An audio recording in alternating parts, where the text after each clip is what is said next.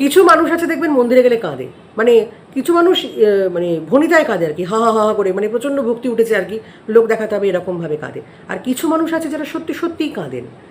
কেন কাঁদেন, কারণটা কি? এক একটা মন্দিরের এনার্জি এক রকমের।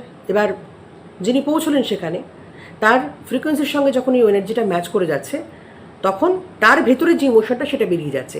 এবার ঈশ্বরকে সে মানুষটা বিশ্বাস করে, প্রচণ্ড ভক্তি করে। এবার তার মনের কথাগুলো তিনি যখন ঈশ্বরকে বলছেন, তখন তার মধ্যে একটা ভাব তৈরি হচ্ছে।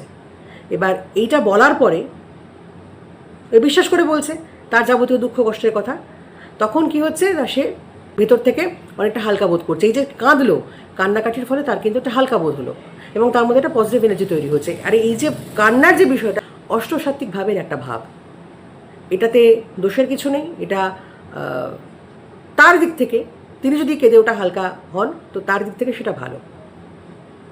যারা সত্যি সত্যি কেঁদে ফেলেন, তো কান্নার কারণটা হচ্ছে এই ভাবের উদয় হয়, তাই জন্য কাঁদেন, এবং ওই ইমোশনটাকে, ওই এনার্জিটা বার করে আনতে পারেন, সেই জন্য হচ্ছে। বোঝা গেল? যারা ফলস কাঁদেন তাদের কথা না, যারা সত্যি সত্যি রিলেট করতে পারেন তাদের জন্য বলছি। বোঝা গেল? ভালো থাকুন।